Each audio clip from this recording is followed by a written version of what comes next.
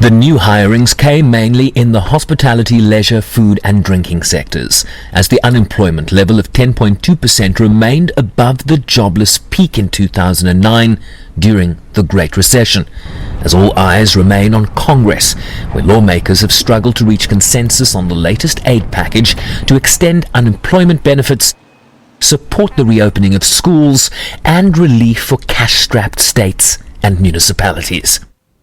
Everyone wants to see another stimulus package come in, so we want to make sure that things are staying in line there. When it comes to the demand and the consumer, that's really what drives our economy. We are a services-driven economy, and we need to see that demand there.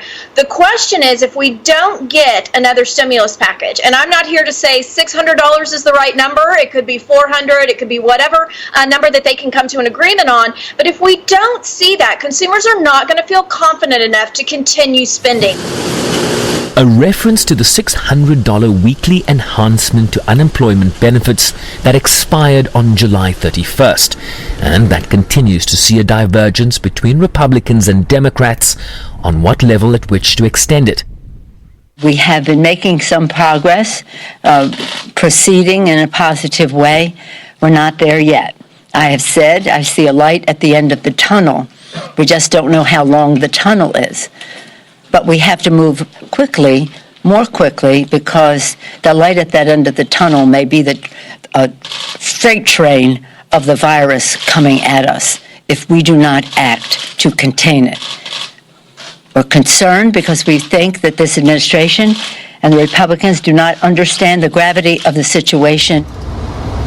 Hail riding service Uber announcing a $1.8 billion quarterly loss due to COVID-19, and in the absence of federal unemployment aid, tough choices lie ahead for drivers who have to balance working with the risks of doing so in a pandemic.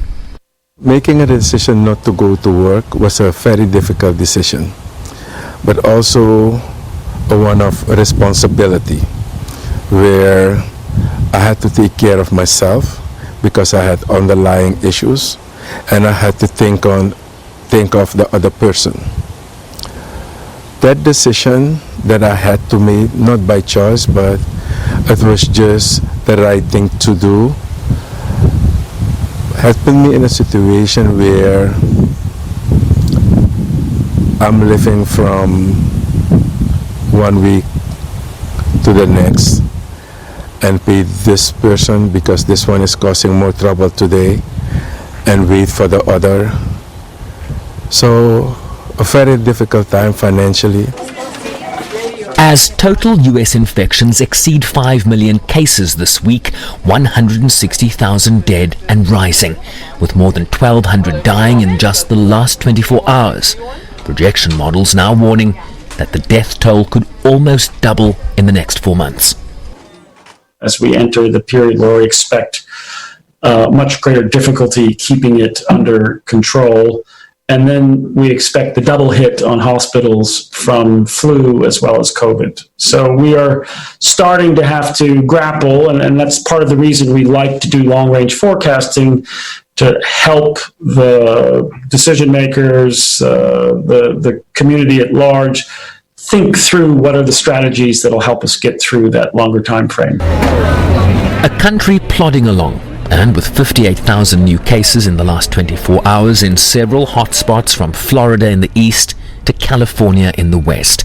An economy that continues to be shaped by a public health emergency, now more widespread than ever before. Sherwin Briceby's SABC News, New York.